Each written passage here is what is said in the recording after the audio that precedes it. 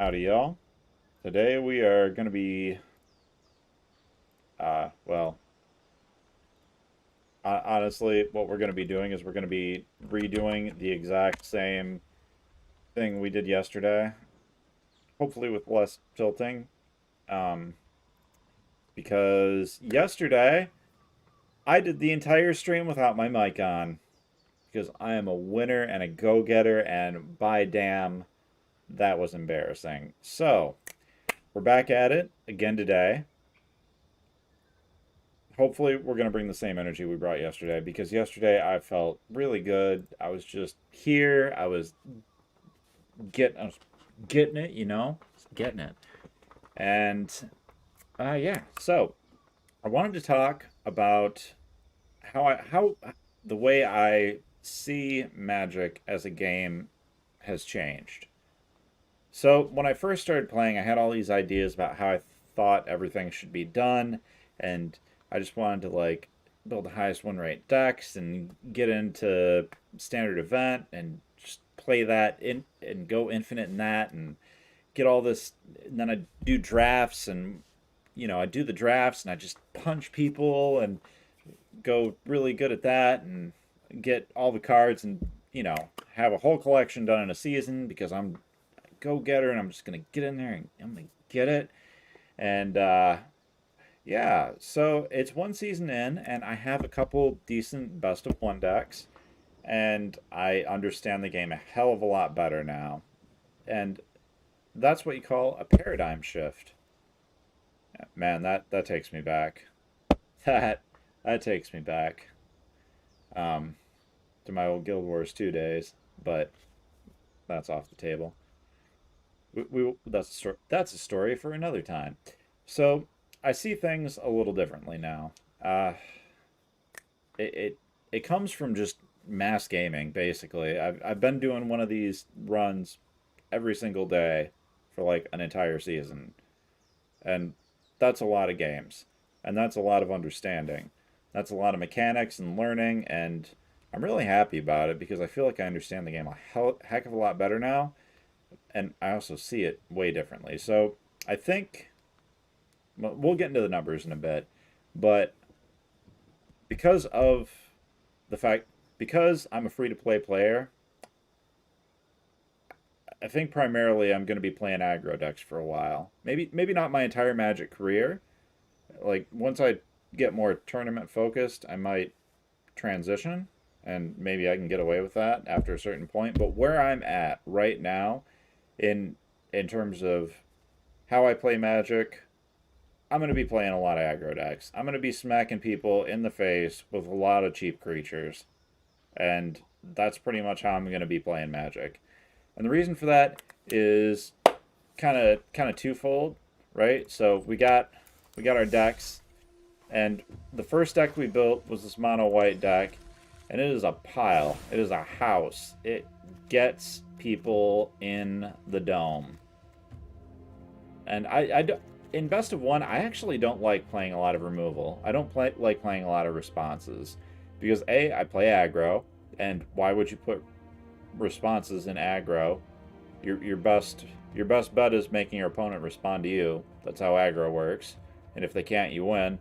And B,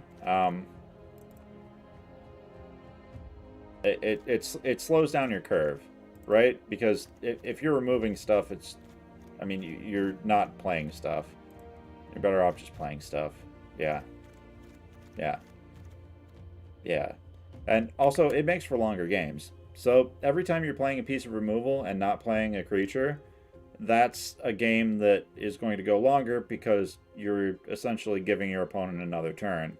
They spent their turn doing something and you spent your turn responding to it, as opposed to them spending their turn responding to you or dying. Right? Does that make sense?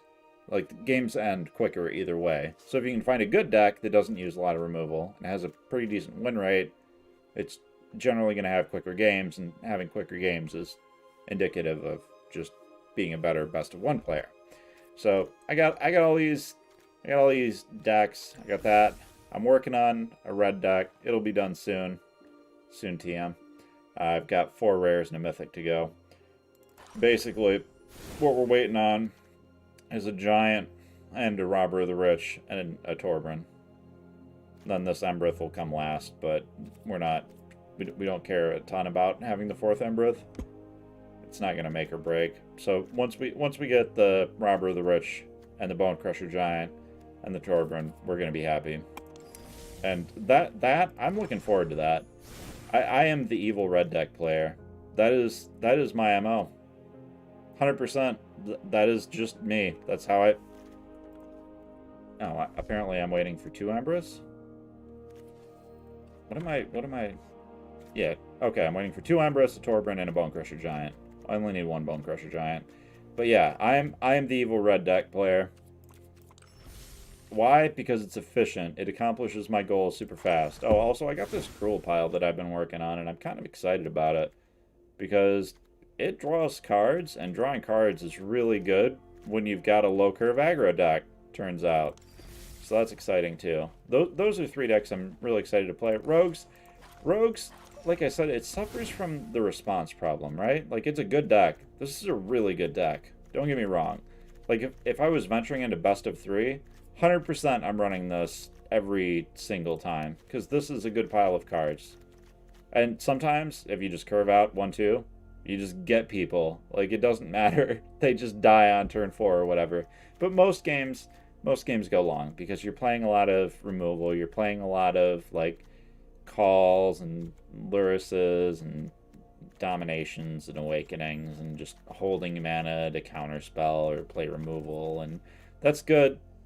It's good, it's just not fast. And what we want as a best of 1 free-to-play player is fast games. We want to just jam games. We want to win games as quickly as humanly possible. We want our opponents to be responding to us. And yeah, so I've become the evil red mage. That is my life. That is my joy. That is my metal origin story. Yeah. Also, okay. We're actually gonna get into some math so you can understand exactly why I have become the villain. So that's gonna require my head shrinking a little bit. Boop. There we go. So this is a spreadsheet. I originally saw it on Hello Good Games channel. He linked to it. I'm not sure if he was the original creator, but I've done some revision on it because the one that he linked was kind of outdated.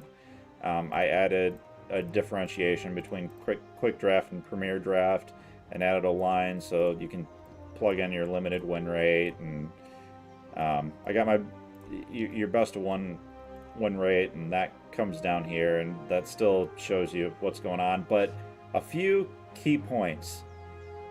1, people tell you, yeah, just play standard event until you can afford to queue up for a draft, and then go infinite and draft, and you're the best, you're amazing. And that's not how that works, because it takes you 97 hours if you just queue for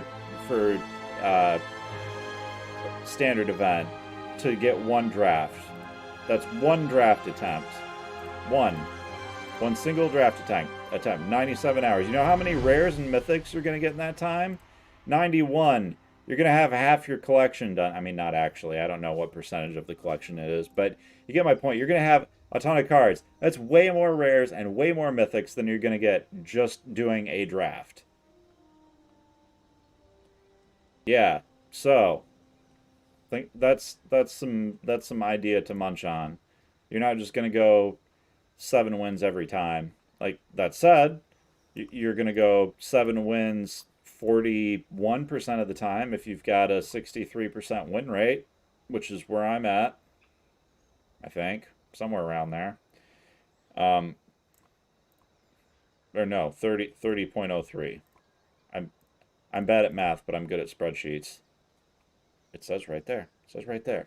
So, yeah. And this is assuming about an hour per draft. If you're playing like a slower deck, like a control deck, that's gonna go up to over 97 hours. But if you're playing a somewhat fast deck like I like to, it probably put you right around 97 hours.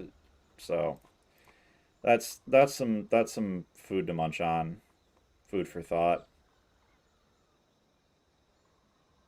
question mark. So anywho, that's why. Also, this is why we play fast decks. The quicker your games go, the smaller this number gets, and the bigger this number gets. Well, not this number doesn't get bigger, but you get what I'm saying, right? You get more rares and mythics per hour, not per draft attempt, but per hour. So that is a thing you want to be doing. If you don't care about how efficient your time investment is, leave. I'm not your channel. Go somewhere else. That's not what we do here. I'm serious. Unsubscribe, unfollow, get right out the door. We are all about being fast and hitting people right in the face really hard, repeatedly with cheap creatures. That is what we do here. So, yeah. We're going to, on that note, now that you've seen the math, you've seen why we do what we do, you've seen why we are the evil black creature of the night that we are. I play white deck mostly, so I don't really know. That's not good. We're the virtuous aggro player. Yeah, virtuous aggro player. Now that you've seen why we're the virtuous aggro player, the true event master of light. Yes, the event master of light. Boom. I don't know. I'm still working on this whole identity thing. But we're gonna jam some games after the break.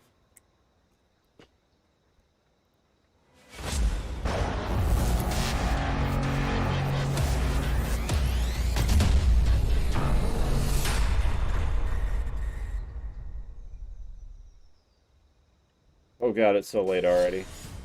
Alright, we're on standard event. Click the button, click the gold, click the thing, click the deck. Submit. Yep, we're playing mono white. Boom. Okay. So yesterday I tilted off the face of the planet because I went like 1 and 2. But then somehow I landed again in my chair and went 7 and 2. So that can happen sometimes. I go first. Look at that curve. I'm gonna keep it.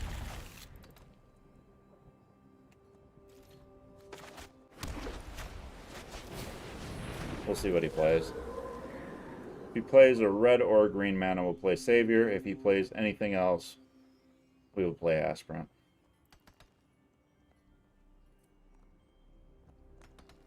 Gonna try and play around turn 2 Stomp, because they always have it.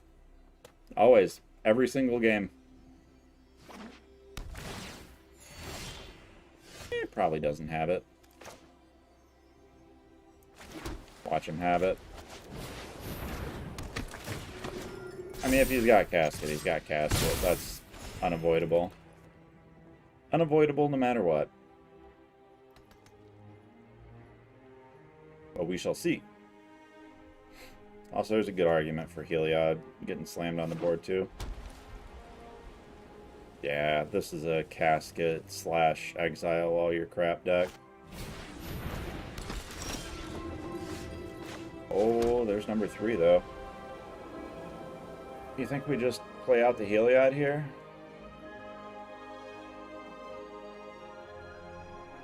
Or do you think we really get him? Heliod goes wider, but gets punished. I mean, no matter what we do, it's going to get hit by the Casket. We get less punished for playing out Lurrus or Heliod. I think Heliod is the least punished we can get if he's got Casket.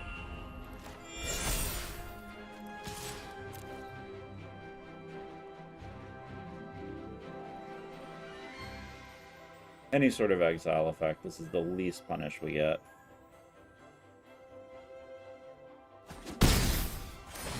Enables us to go as wide as possible.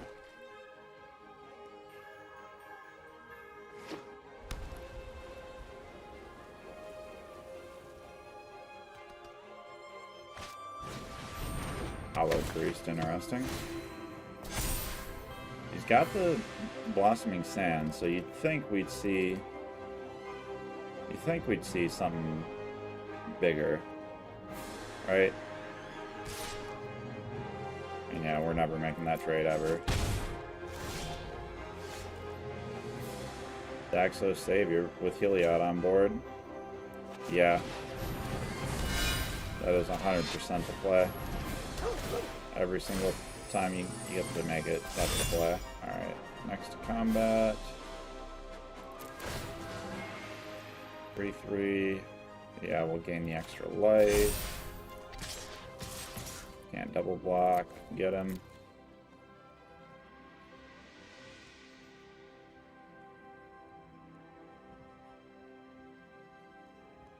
Do you want to take 12? He takes 12. He says, sure, we'll take 12. And we'll actually jam another one there. That can go to 4. So, highly unlikely that that's going to get punished, but maybe. We're on 6 devotion, so we can sack the Savior and keep the Heliod on.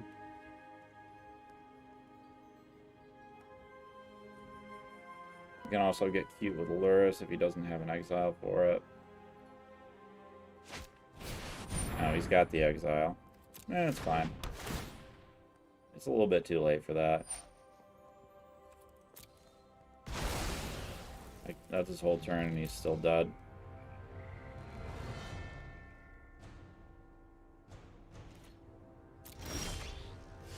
Good game!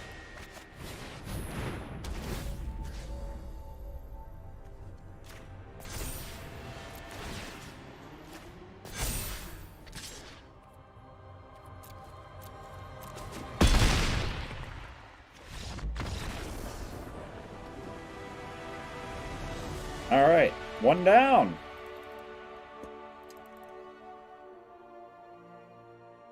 Would the Banishing Light have been better or worse? It would have... probably the same, technically. It would have given him a blocker if he'd had the Skyclave, but... it also has a chance for me to capitalize on it, too. Uh-oh. I can't see nothing. This might end in a draw. Servers are potatoing.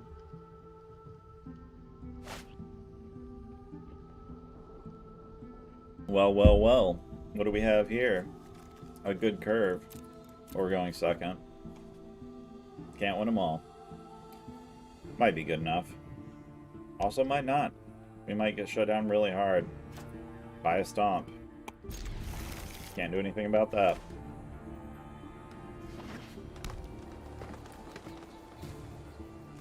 Hey, pretty good chance we get stomped next turn.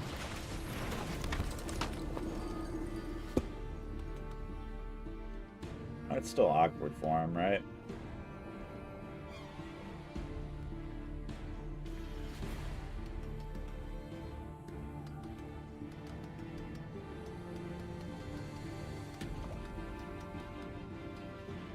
Hello, Foxbox 7.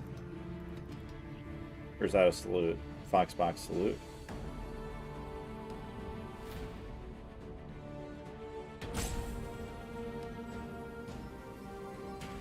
Good old turn 1 rope. This is, dude, this isn't ladder.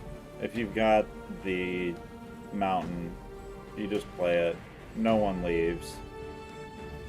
No one leaves because you rope them every turn. Not a single person leaves because you rope them if you have the answer, and then have the answer. Every single person in standard event plays out every game. Alright, whatever.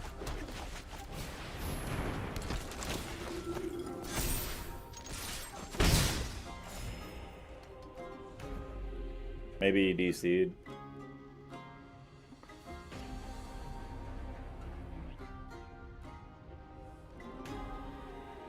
It's looking like a DC. I think he would have done something.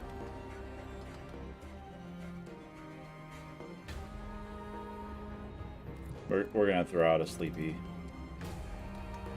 We are sleepy. I wonder if I should change this. Water. We have the water.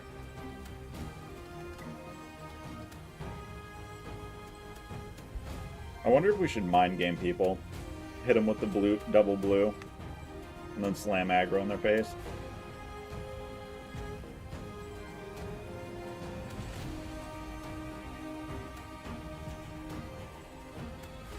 Yeah, it looks like he DC'd. Unfortunate for our opponent.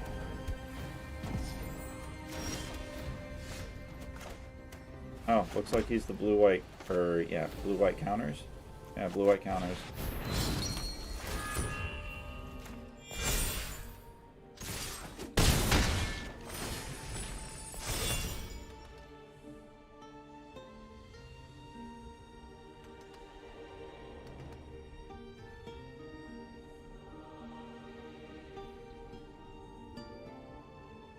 Or maybe he just hasn't pulled a land and he's roping? I doubt that.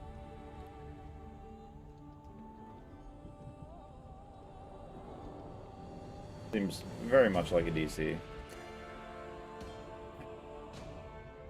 Well, we never give up, we never surrender to the rope.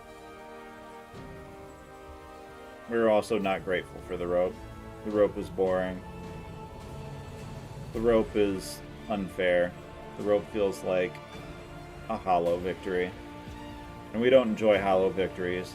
We enjoy beating our opponent through skill, righteousness, and fury.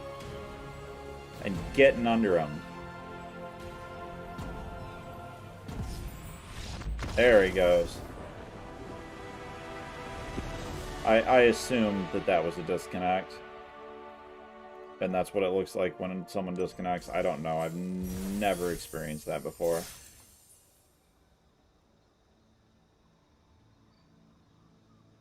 You can bluff not having a spell to cast by quickly pressing the spacebar, automatically clicking end turn. Dragudi.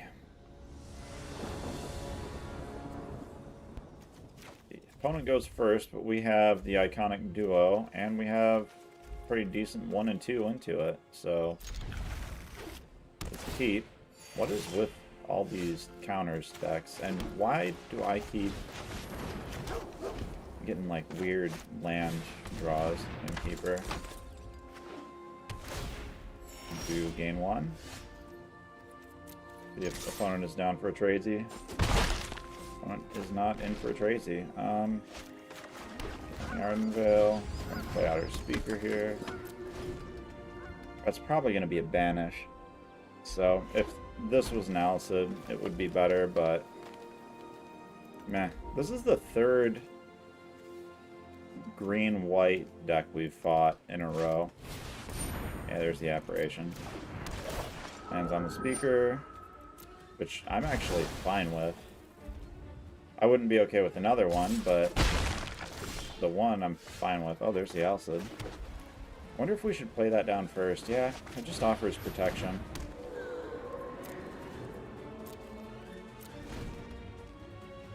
Actually really good. If he exiles that instead of a Linden, we're happy.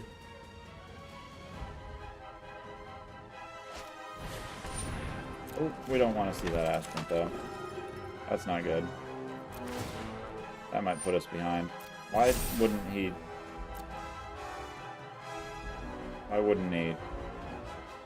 put that on the Innkeeper? He could swing with the Innkeeper and the Apparition. That was a bit of a blunder for him. I'm obviously not going to double block there. I will take 2. I do not care. Alright, cool. We're a bit sad that we top decked another land, but this isn't a bad place to be. Next to combat. We aren't attacking with anything because he's got the 2/2 Aspirant. We will just get brick walled by him. Jeopard for a 1. Place the Skyclave. I'm totally willing to Alcid for the Skyclave.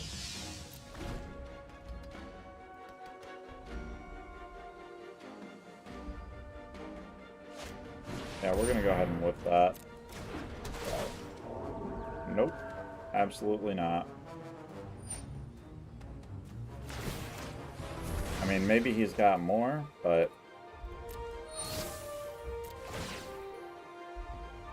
I'm not putting up with it. Oh, that was kind of a mistake, wasn't it? Maybe he's just hoping for that. A hee hee. Lurus right on time. Exile me now! Exile me now.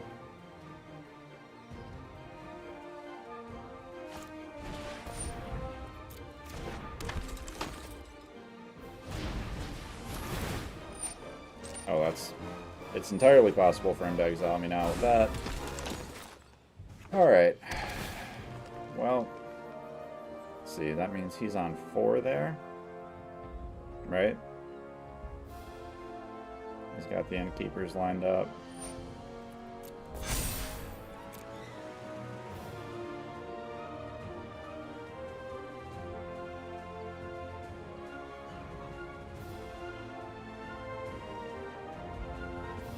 And he can sack the Shepherd.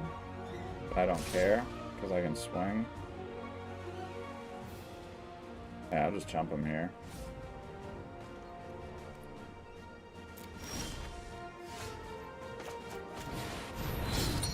That's the problem for him, right?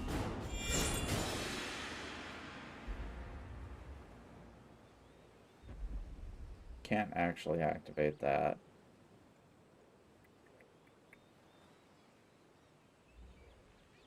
But what we can do is swing with a couple things here, right?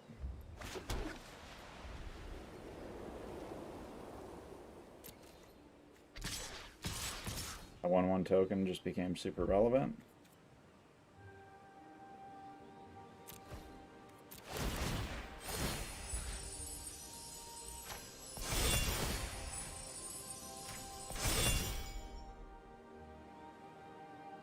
Ooh. Yeah, whatever. That one's not gonna hit anyways.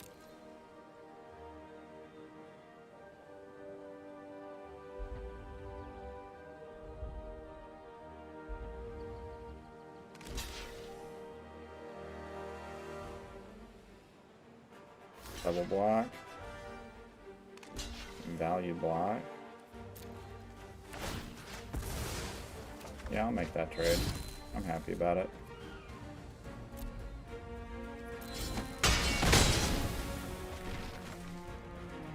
And just replay the Savior. Keep the Alice's in play. I'm good with that. Solid line, I think. We can stop any sort of exile shenanigans he's got.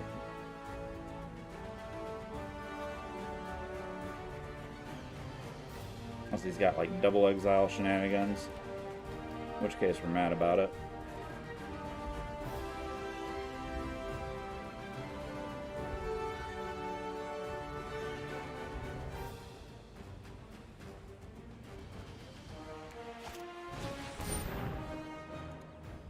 Aspirant, sure.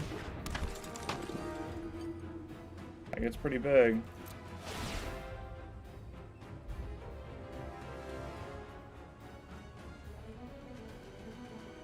We're still swinging with 3 things though. So I think we gain quicker, right? Unless he's forcing us to use our removal.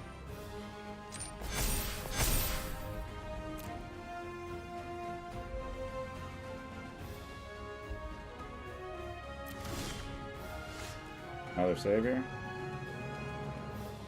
Did we play it out? I don't think we played out.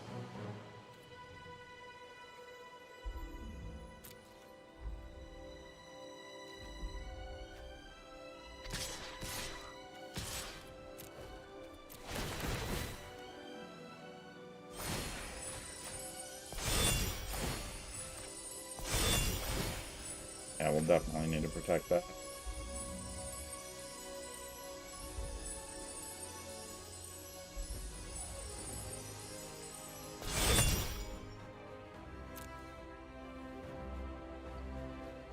Protect our investment.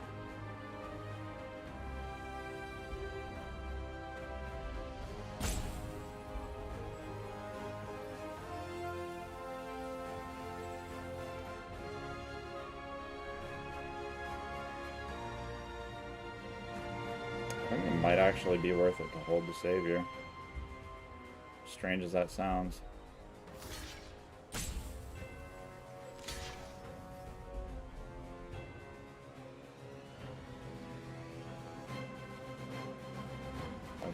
generating lifelink there. No, I do not. Okay.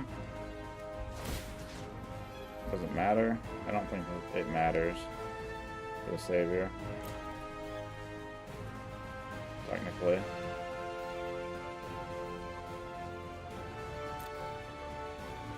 Although, punished for not going a little wider there. So, we get in pretty good.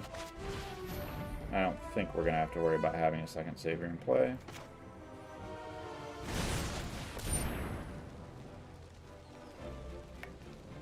That's pretty good. That gets me. Now I get got by Banish. Well played.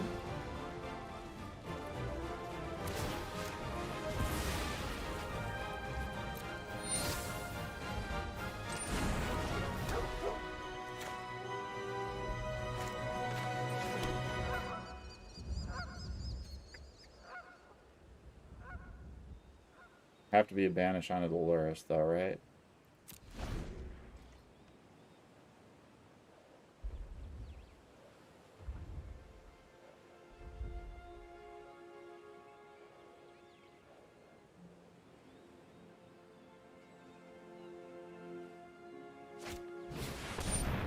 And he's got it. Although if he goes for the Linden over the Lurrus, I think it's a mistake.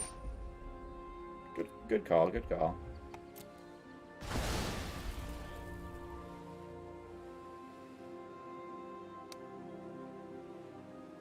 We are pretty pants down now.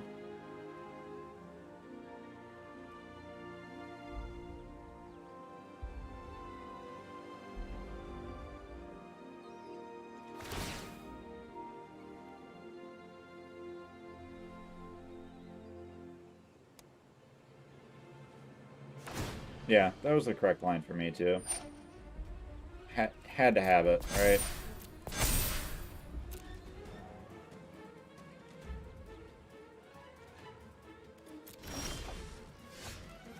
But we do pull another Elcid, so we're super safe here.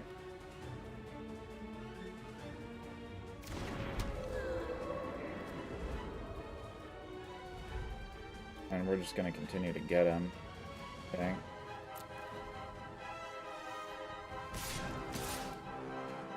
Probably going to end up sacking the Savior anyway, but maybe not, so...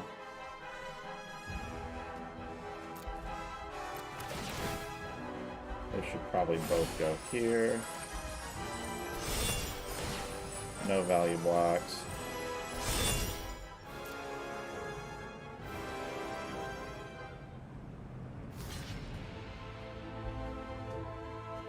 That's what I thought, you little B-word.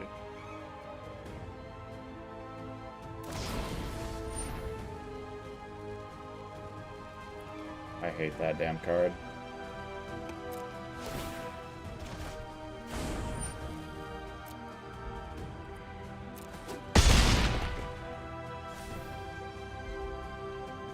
Oh, you know what we forgot to do? We forgot to activate our Ardenvale last turn.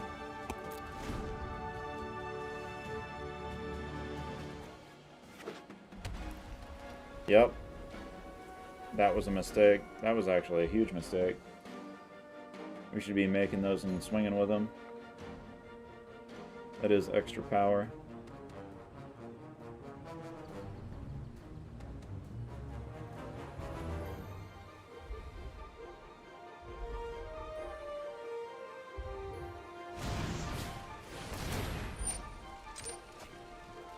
It's a little bit of incidental value there.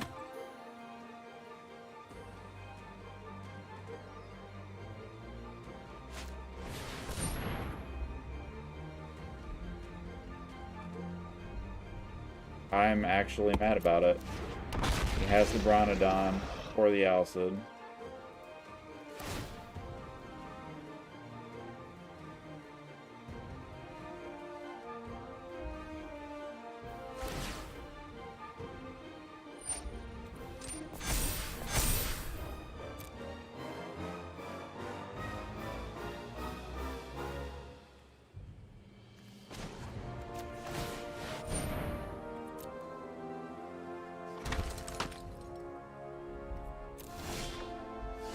Oh, thank God. That is an excellent card to have as a backup. Alright, how do we do this?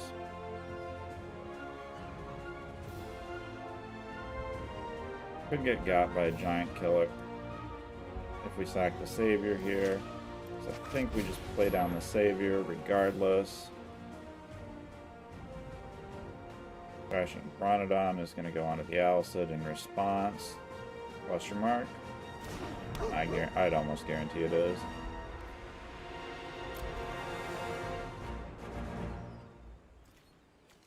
That's gonna... I don't really know what that's gonna go on. Gilead, Linden are both swinging. Yes. Linden's gonna have to go to 9. 8. 9. And I don't want him to trade it for free, but if he makes that block, that's probably going on the 1-1 or the 3-1, and the other thing will go on 3-4. Yeah, so there's no way that gets any bigger. We might as well just go to 10 with that, honestly.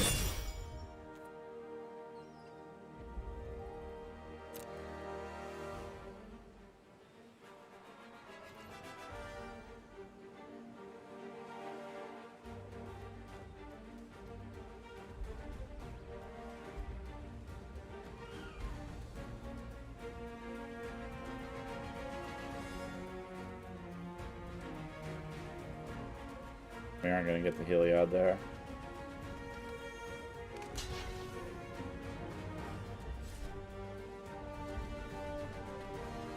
Better off blocking it with the Brontodon.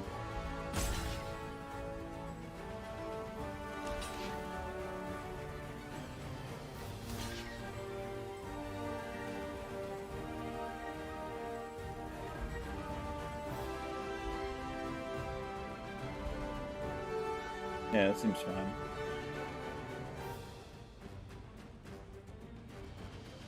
Yeah, that's all fine.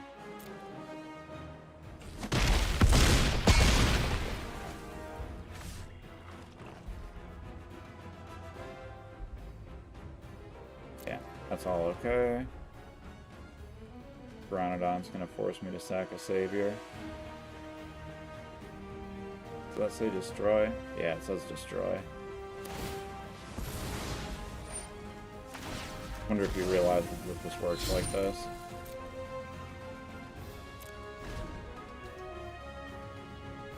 I wonder if he was checking me to see if I knew that it worked that way.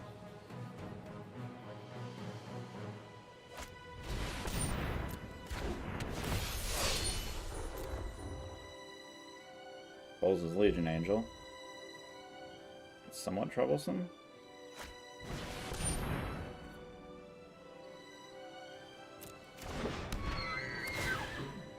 Okay. I feel like he's just got to keep going bigger with that aspirant.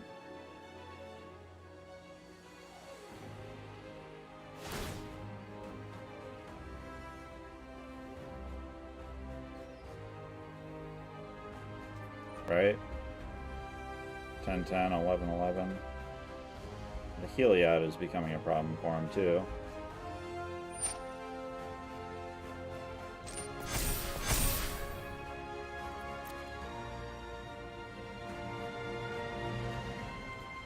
Like swinging with the aspirant there might have actually been correct.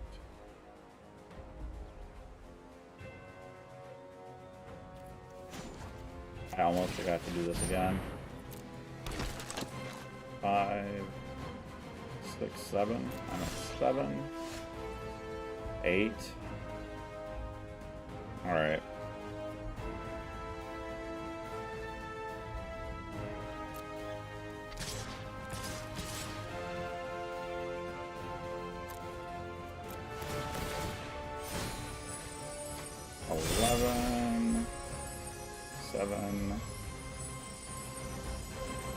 That's already lethal.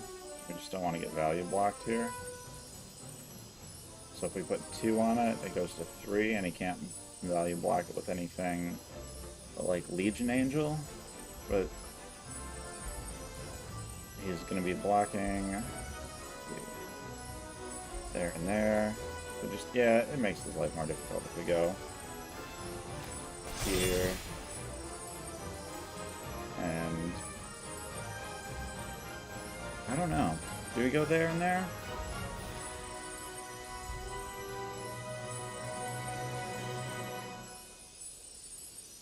Yeah, I think that's the best. I think that's the best line we can take.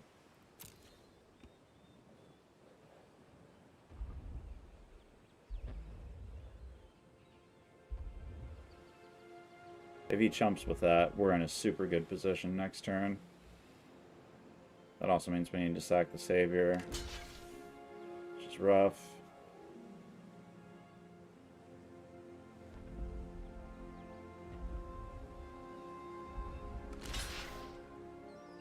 And 10 plus the 2, 3.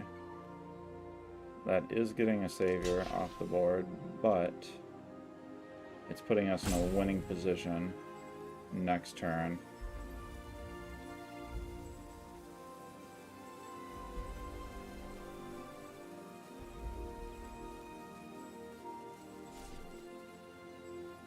Not going for it.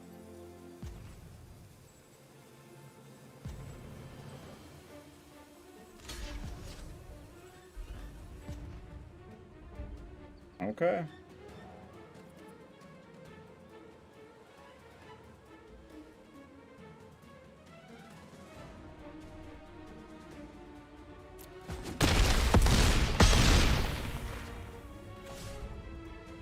Man, I really, really, really would like to get that Innkeeper off the board.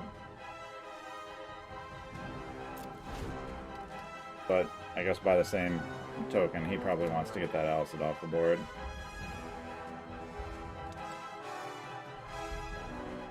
And the Savior.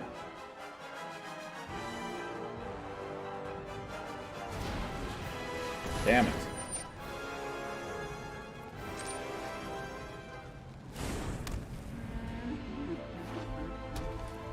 I want the Lipstruck Beast off the board, and both the Aspirants.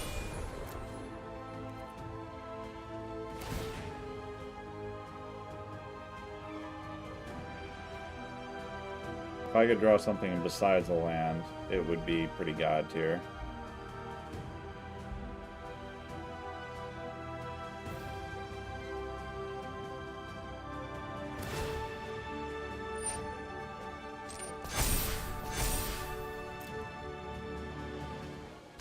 I'm more than willing to take 12.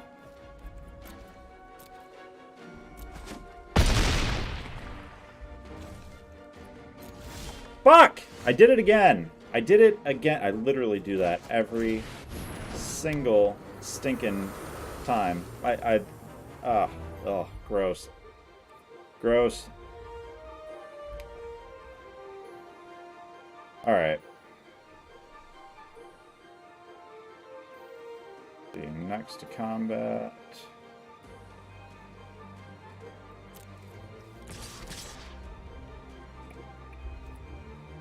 Two attackers. 7-7, 11-11. Yeah, I'm okay with this. 7-7. We're just gonna keep going wide here. 4, 5. Yeah. 7. Yeah, we're gonna keep going wide.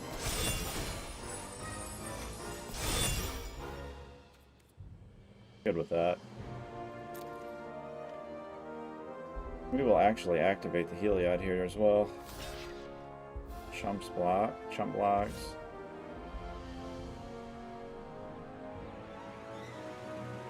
Considers, decides not to. Jorgudi, you are a frickin' saint.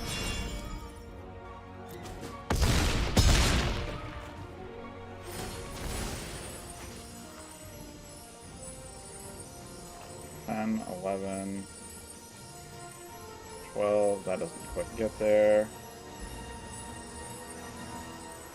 Yeah, that doesn't quite get there. We're going to have to screw him off here. And end the turn.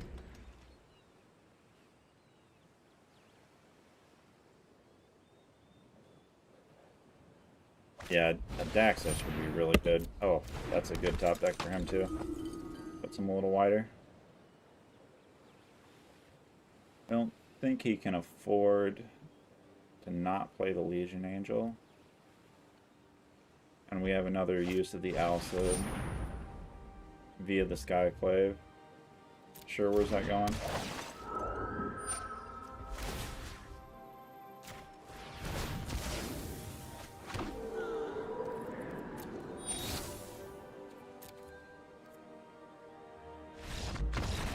Nice.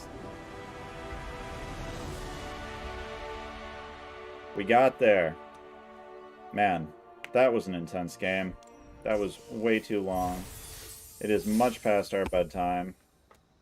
Mucho past our bedo time-o, but we got there, I guess.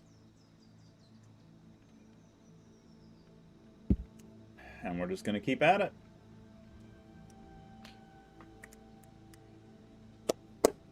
Ow.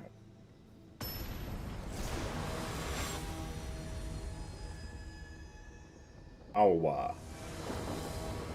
Or is it Ailwa? Impossible to tell. I go first. I go 1, 2, 3. Seems reasonable.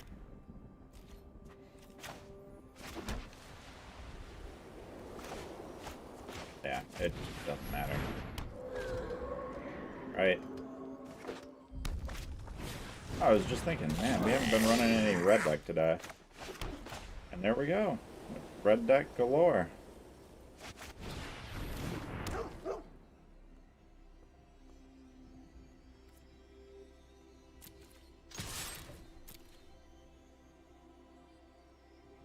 That's a bad block for him, by the way.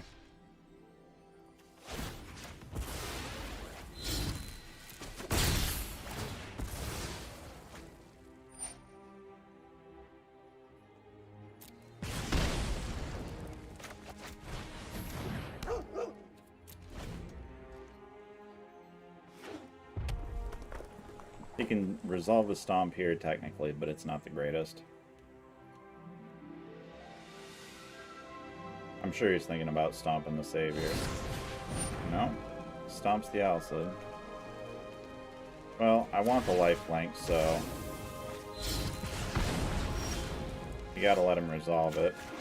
That said, we are now out of stomp range and getting him, so I think we're okay. Maybe he has removal for that.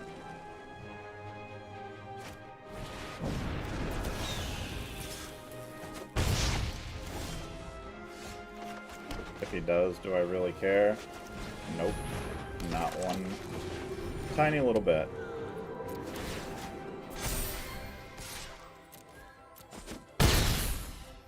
My creatures have lifelink.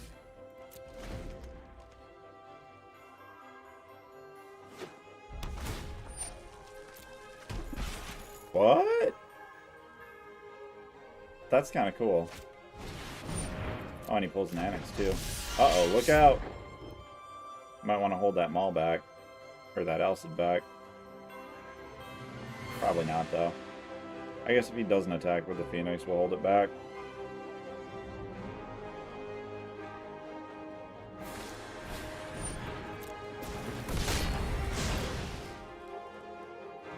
And that's an Annex board if I've ever seen one.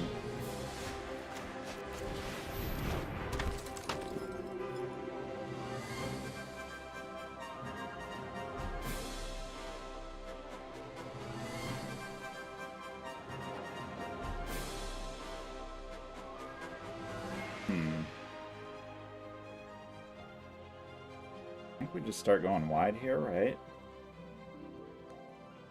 Should we like double up on an Aspirant, or like how do we go effectively wide here? That'll go to 6, 7, 8. Yeah, the Alcid is going to end up trading with the Annex. if he's got that, so the other Alcid will need to protect it from red, which we can do. We'll need to hold it back, though, which means we don't want to trade with the other Alcid, which means that we need to keep it, and we're going to need to just go wide on our aspirants here. I think...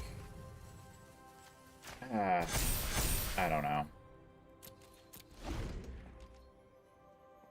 think this plays around Embercleave as best as we possibly can. He attacks with everything. We block the Annex, obviously. This will probably block something else with the Alcid.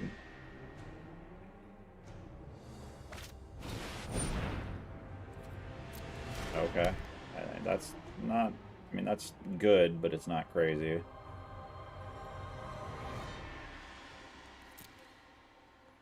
Still leaves enough up for an Embercleave if he's got one.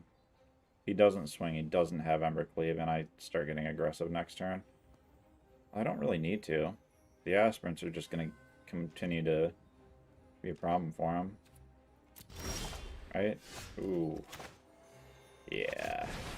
I don't think there's ever a situation where we don't attack with Alcid here. I do think we continue to go wide on these aspirants, though. Like, I think that's a pretty easy choice. Oh, wait. No, he's not. He hasn't got enough for that. And it's got first strike anyway, so it doesn't matter. Okay. Our red opponent says, Heliod is enough. I'm out. I'm out. I don't know. I think he should have played it out. He could have got there if he pulled... Well, imagine he's got Embercleave in his deck. If he doesn't have Embercleave, maybe not, but... Embercleave does get you out of a lot of really weird situations, especially with Raid Bombardment on the field. Like, you can get Raid Bombardment, or you've got an Embercleave, you go onto the Annex, swing with everything, you make a bunch of tokens, swing with the tokens. If you've got, like, a Torbran to play on top of that, you can really do some damage. Spulini.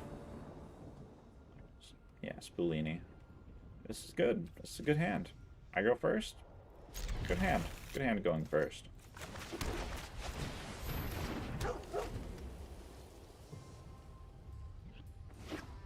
Green.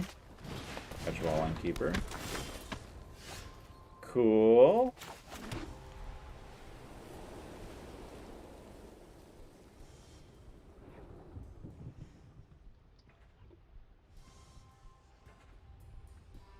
Wanna maybe trade?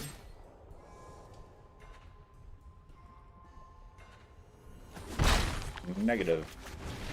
Negative Ghost Rider. He does not. Nay, he says. I do not wish to trade with you, opponent.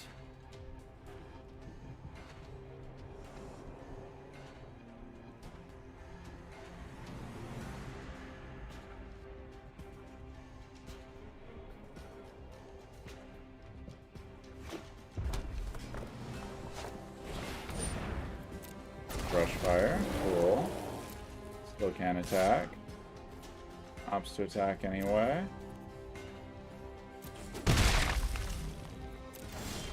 Alright.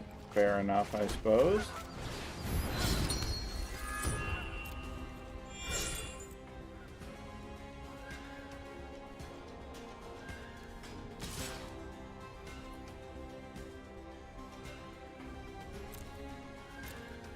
I'm not blocking. You block. I am the king of aggro decks.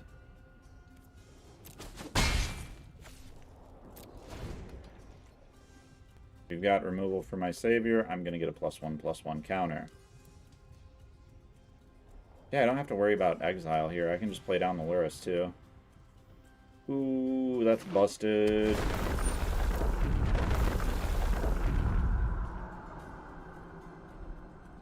That's really busted. I'm just going off next turn. I don't think there's a damn thing he can do about it.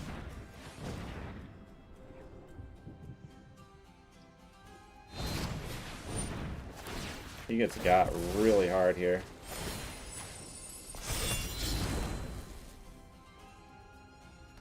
Yeah, that goes in the graveyard, by the way.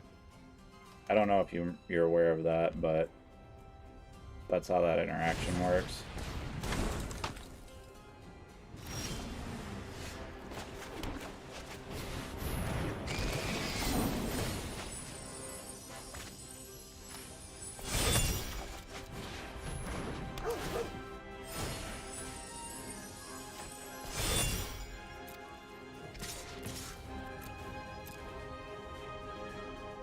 Got any blocks?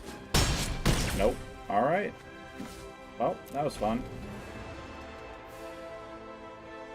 You can swing if you want. I'm not blocking anything. Ever, probably.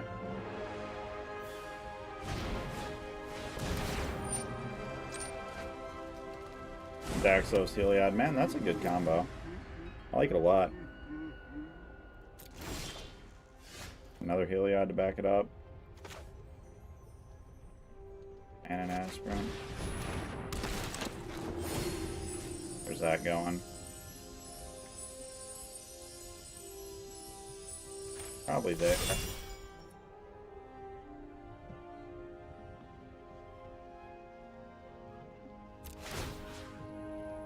I can go there.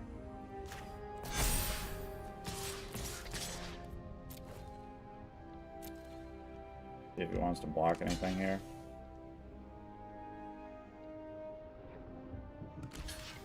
He's not giving up.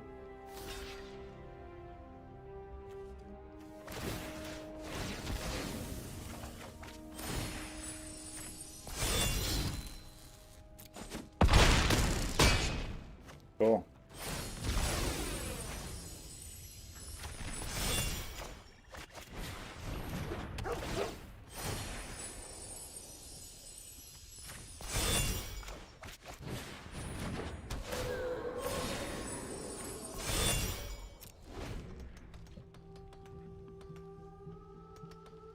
We should see an explosion here.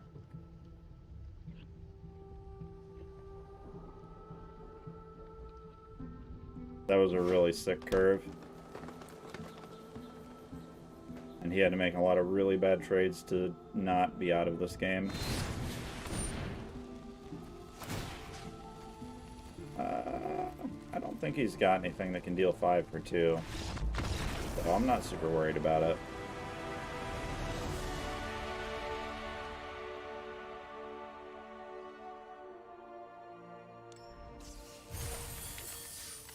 Cool. Hey, we're on 5. Nice. Another W and we get full rare value out of this. Clark. No, not Clark again.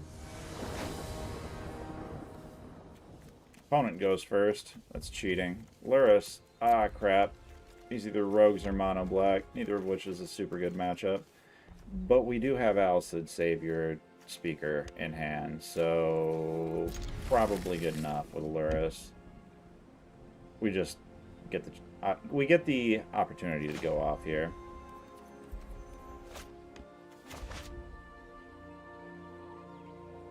Right?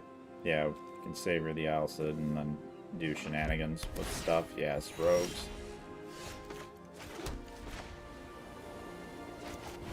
Yeah, we're just gonna make a super awkward game for our opponent. I guess he technically can, like, counter the Alcid. Nope, can't counter the Alcid. And he's playing on his turn, so... okay.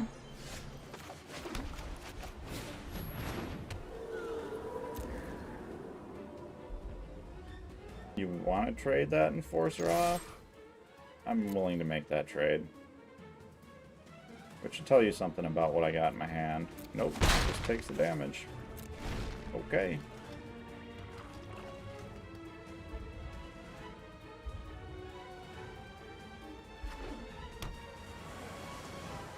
Man, that's a sick curve.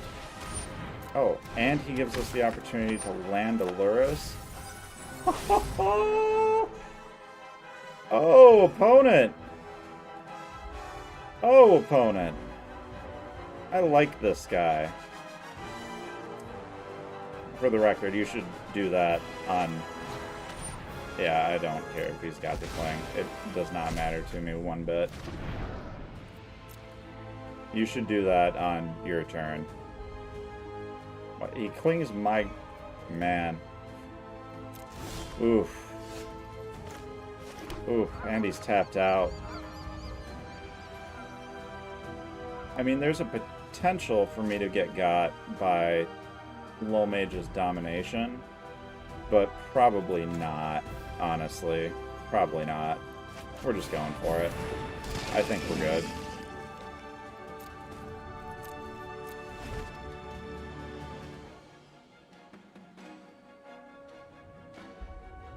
Pretty sure we're just solid.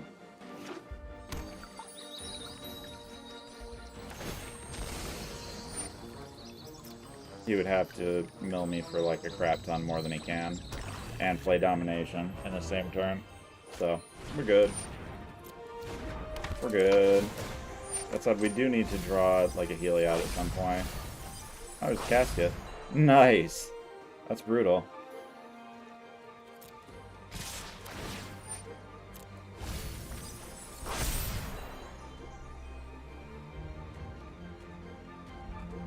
Can he dominate? Oh, he can dominate now, can he?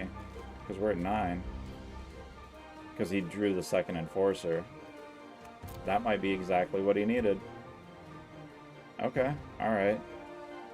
I still think we gotta play to it. Right? Like, that blocks there. That goes there.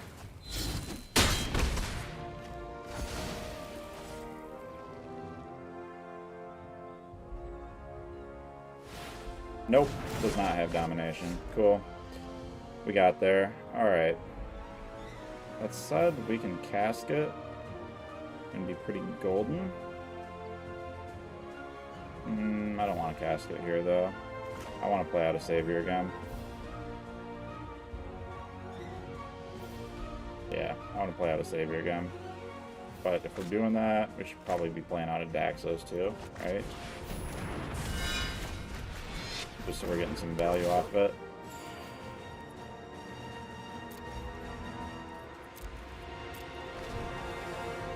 Opponent can lure us, but I think that's fine. He keeps playing Enforcers, which is annoying, but we're going to put that Lurrus in the casket next turn. That has to happen.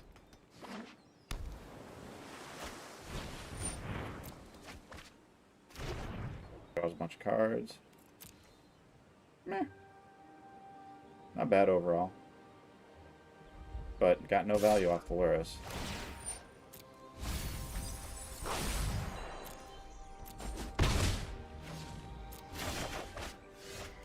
Unfortunate. Do anything other than... Nope. I think we just play out the Lurrus. Play down a speaker. Be happy with it.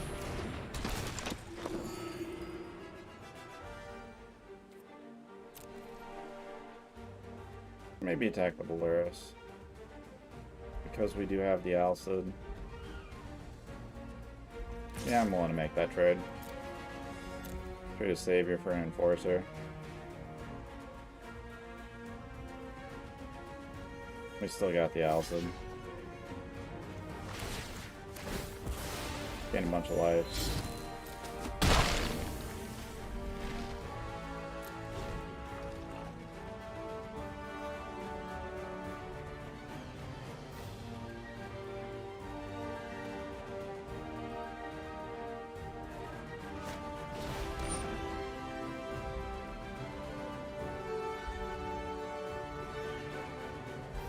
An interesting proposition. 90% of the time, I think we should play, or sack the Alcid. We should obviously sack the Alcid. But that means we do what with the Lurrus? Protection from black or for protection from blue? Because black is the majority of the stuff he has in his deck, but I think blue is what blows us out the hardest, right?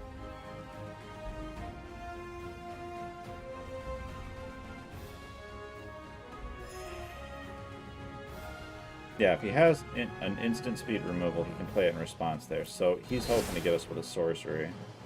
So we say, if you want domination, you have to dominate one of these two things. And that's fine. We're okay, we have another Luris.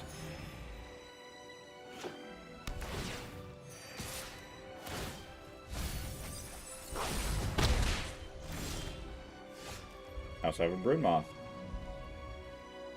24, 25, 26, 27. Yeah. Linden is actually a better play. Because he's tapped out. So we're going to start making angels. And next turn, I don't know, Broodmoth probably.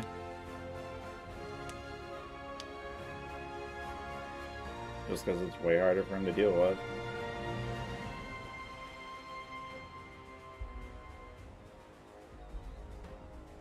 Or if he, I guess if he removes the speaker, we Luris speaker. No, we would Luris and Alcid or something. And maybe just Broodmoth though, really.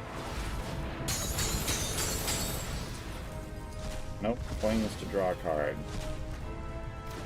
Does not have removal for the speaker, notably. We got a Ruin Crab, another land. Interesting. Interesting. I wonder if he's milled our other casket yet. Probably not. We need to figure out if he has. Because if he's milled our other casket... No, he hasn't. Okay, probably not worth then. We've already got a Daxos, we got a Linden. Yeah, Broodmoth is just good enough, I think. We can swing with everything if we Broodmoth. And it's... yeah, it's super strong.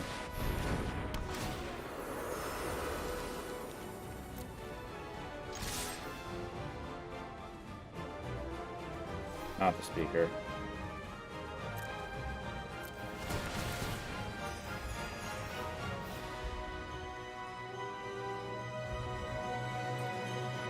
Heliod in hand right now would be a pretty huge blowout. Nice, we're getting him.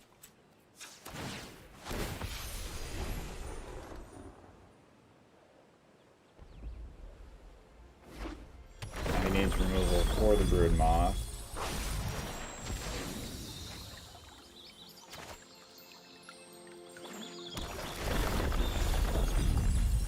Like to see a Heliod go, but sometimes them's breaks. Draws 4. Alright. I think we want to get the Luris in play.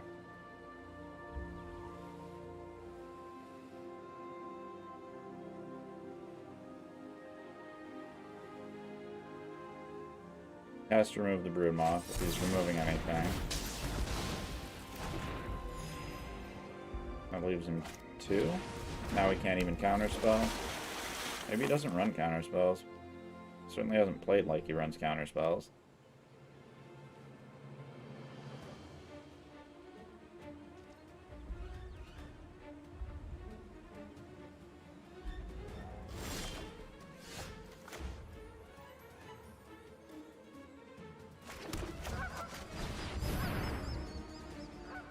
Got a Luris. Then what do we want to play? Probably just another Savior. The safest play. Although, if we're playing Savior, we might as well play an Alcid.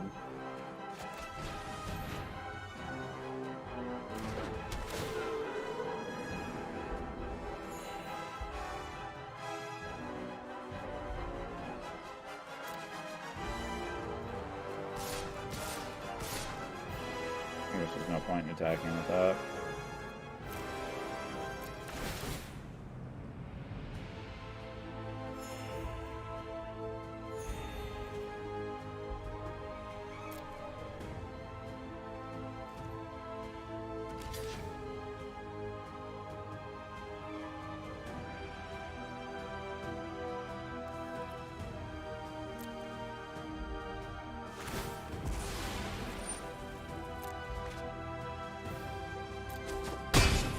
Goes to 8.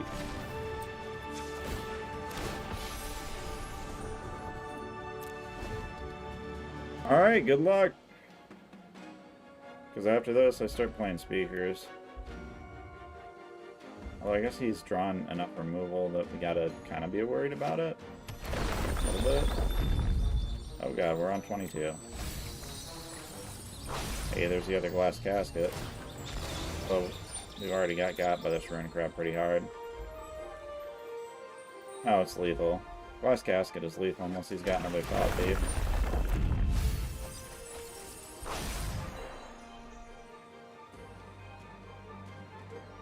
Aspirant's pretty good, like, yeah. Casket's immediate, though. Yeah, Casket's more important, I think.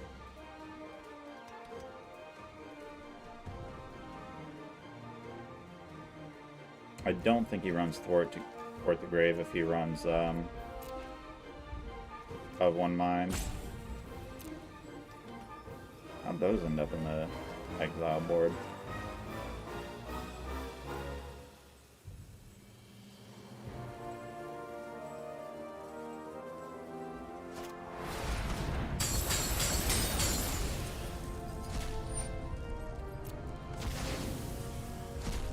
I have a million ways to leave one next turn.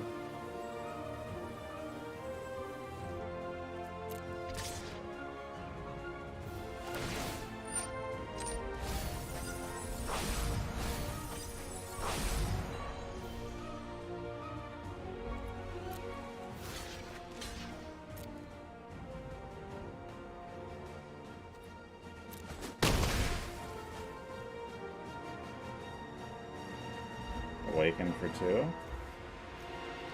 Even that's not good enough.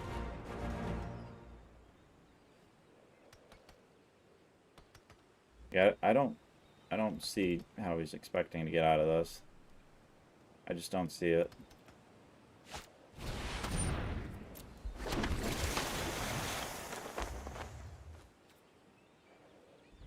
Yeah, I don't get it. Yeah.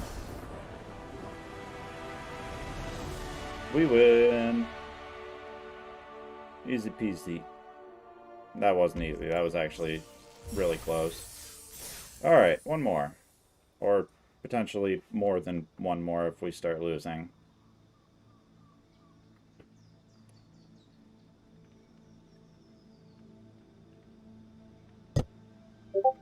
$930. Son of a bitch.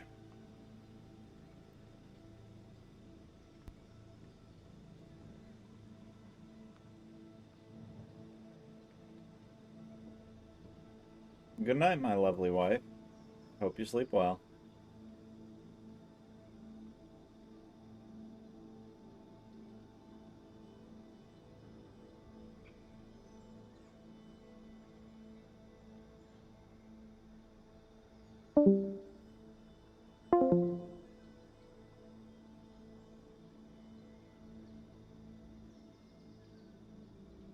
Currently waiting. Son of a bitch!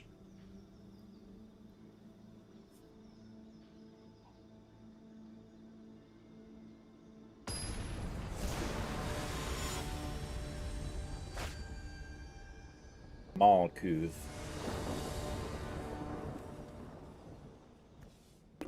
Saber Daxos, Linden. Going second. Sure. Because why wouldn't I go second? Every single game. Every single game is against rogues. Ugh. This is a worse curve, too. But at least we drew a Daxos. Or at least we didn't draw another land. Yeah, we got our 3 lands.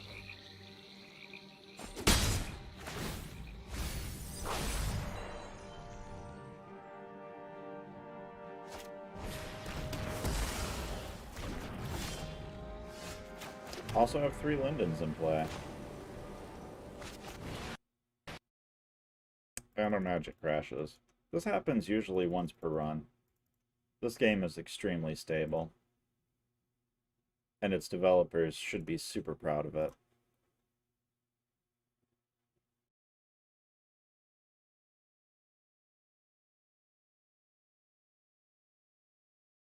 How do they hold, like, real tournaments?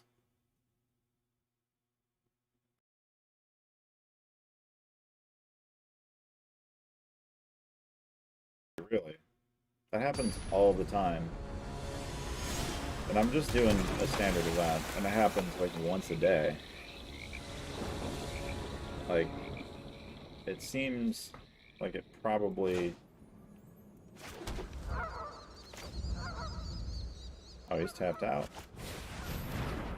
Alright.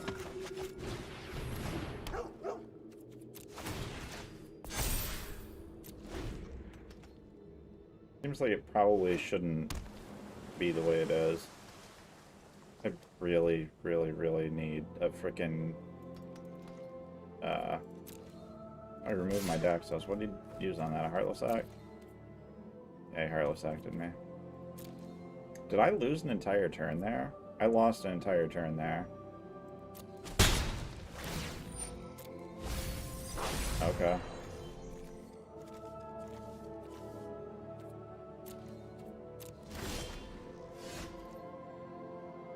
Well, I might as well play this because I have like a million of them.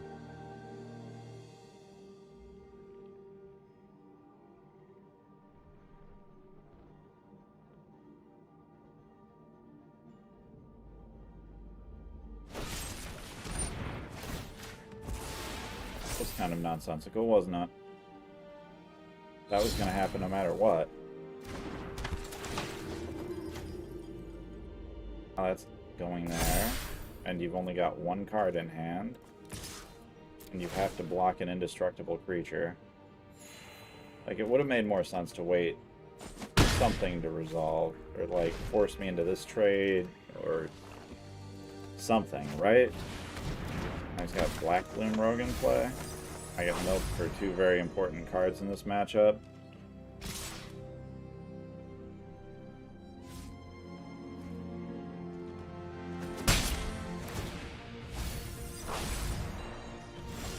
It's not so important. Aspirin's kind of important. I can play this and play the Alcid. And he can't interact with me on my turn for one swamp. That's probably just sack on the Windrobber holding priority.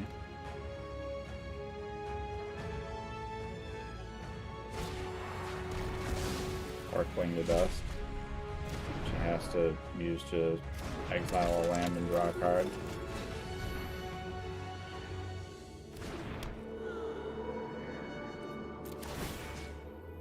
Three, 5. Alright, 3 there. How do I get the most out of this? Just holding, right? Holding and taking the trade on the Enforcer wherever I can.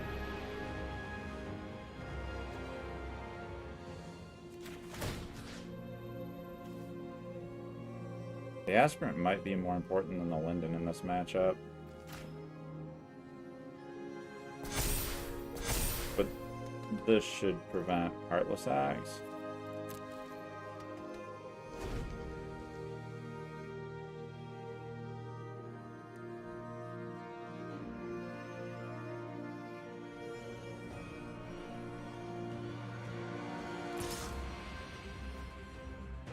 Kills me for 1, but that's fine. I need Heliod before I can do anything, really. Zero Song. That's a huge problem.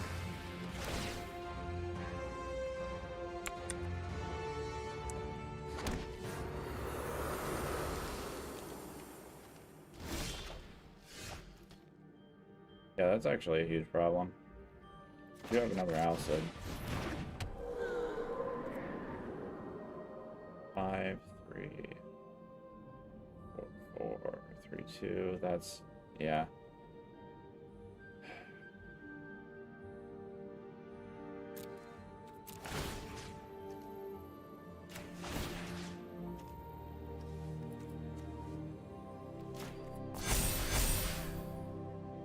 Attacker.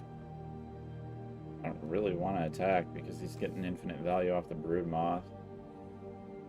But I can't afford to not attack, can I?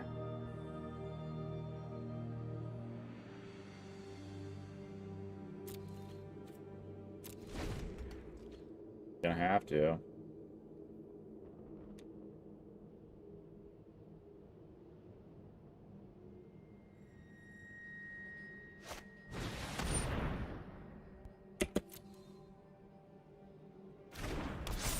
Yeah.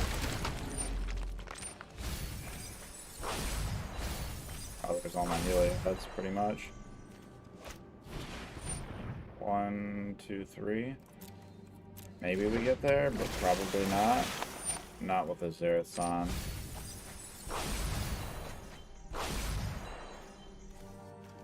Dead hand. Dead man's hand. 3 and 4, 4.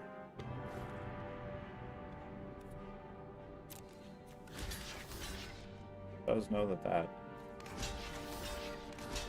works this way, right? Oh, he's getting flying on all of them. Shit. Yeah, I'm just out, man. Alright, next game.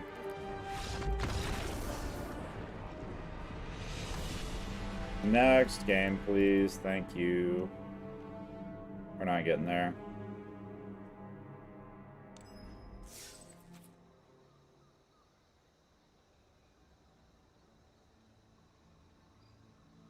Normally I would play that out, but that's another turn or two, and I can't get out of it. With Broodmoth on the field and Zerathon taking something every turn. MD Tomas. Okay, that's a bad hand. We don't know what our opponent is playing. We're going second again, because why would we ever go first? And we have 2 caskets in our hand, so we're going to have to be a... Okay, we're going to be a card down for that. That's fine. You can have one of those Lyris back. Now, this is a hand where we're never going to draw another land. Okay, I lied. This is stacked. Cycling, huh? Maybe we get there?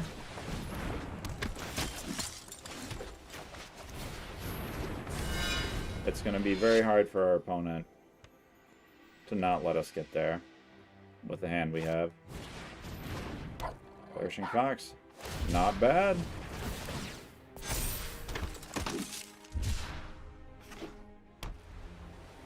Cycle again. Willing to trade off the Rescuer. Nope. Holds. Holds to cycle on my turn. Very interesting. That'll go to a 3, 4, 5, and we'll get 5 power worth of blockers. Do I care? Yes, I actually do care. But I will also go to... Nah. It's just not worth it. We'll hold. One more turn. We'll play down I had Heliod here. I think not playing the Stinger may have been a mistake there. Go to 7 on the Fox now. That could be problematic. He can also flare next turn. It's very aggressive. Oh, plays out a Rescuer. I don't think that's right. Puck can go to 5 as well.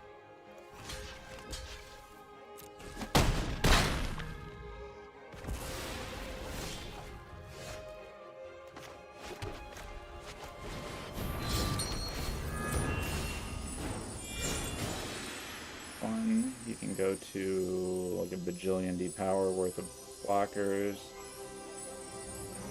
Let's see, 6, 5, 3, 4. No, we need to go where with that? We need to actually be swinging this turn. Actually, we can't afford to swing this turn. What do we do here then?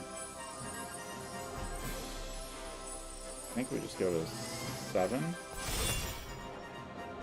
And we can't swing in. 3, 4, 5, 6, 7, yeah. Oh wait, yes we can, because I can go to 8.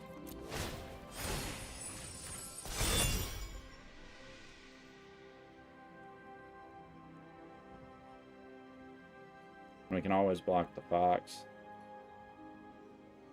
And we can chump block one of those. And even with flare in hand, it should be behind enough. Right? Yeah.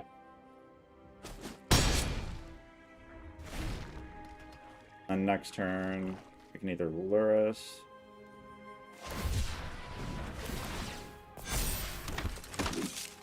Or something else.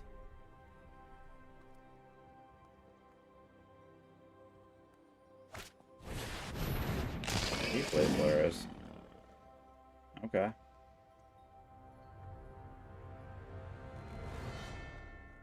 Notable inclusion. 5. We can Broodmoth here, right? And that just gets pretty nuts. We can also swing. I don't want to swing with everything. I want to hold back a couple blockers, right? Yeah. Hardened Veil gets kind of nuts too. I think just the Broodmoth is fine though. Allows for some pretty good attacks, right? 5, 4, 10. Yes, it allows for some very good attacks. You need to hold the Heliod back, right? No, you don't.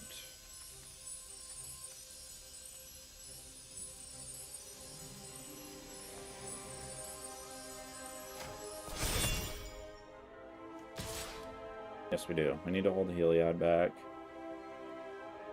Unless we swing with Heliod and hold the Daxos back? I don't know. We could get pretty boned for swinging in. But I think it's just good enough, right? Like, what does he do? Swings back with everything and kills us?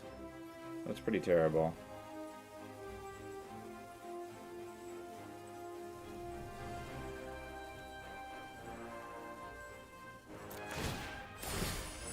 Is he willing to take 5?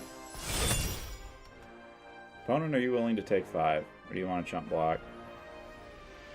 Everything just gets chump blocked, right? It doesn't get value traded. Oh. Interesting choice.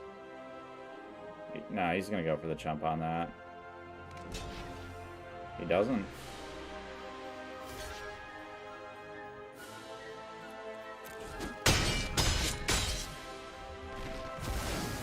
That's exactly what I was hoping for.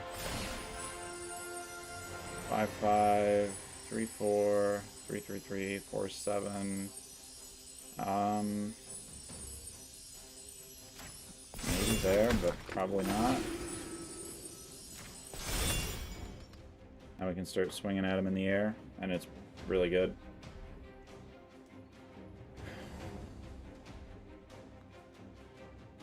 Enables us to keep a couple blockers in the ground. I don't care if he has rescuers. He's making infinite ground blockers because that's not how we're playing now. Yeah, we're gaining infinite life. And we don't care. He's making a ground board that we have to deal with. That's fine. 100% A-okay. Oh, ho, ho, ho, what's this? What's removal? What would we remove, though?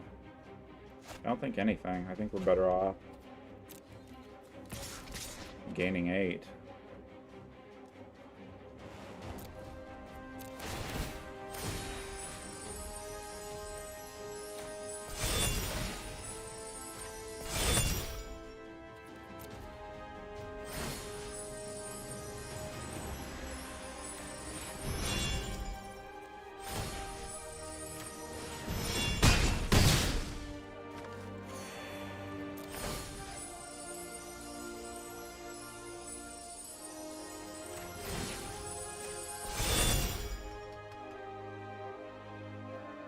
think that was correct. I think. 24, is he going to try it over 2? That wasn't that much damage. That was most of his mana.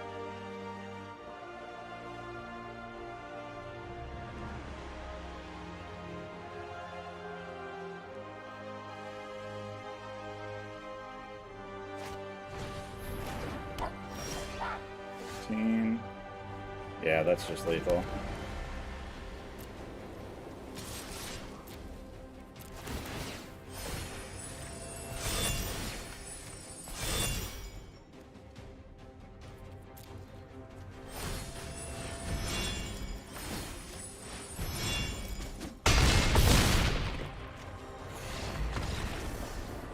Now we're at 40. Woo -woo. We have all the life. He has none of it. Get a life, dude. Alright, cool. That is 7 and 1. And we are quite happy with it. We got there. We got there. Boom, boom, boom. 1,000 gold. Archon of Emeria. Nice. Transmogrify. That's an interesting card. But not a good one. Alright. So, that is how you punch. You punch. And you punch. And you just get people. You just get people, and you do it fast. Alright, that took way too long. How long was that? An hour and a half? Jesus. But we did have a really long game in there against that green-white deck, so I don't know. You're at the mercy of the metagame, but this isn't a slow deck, so yeah. We'll catch you guys later. Adios.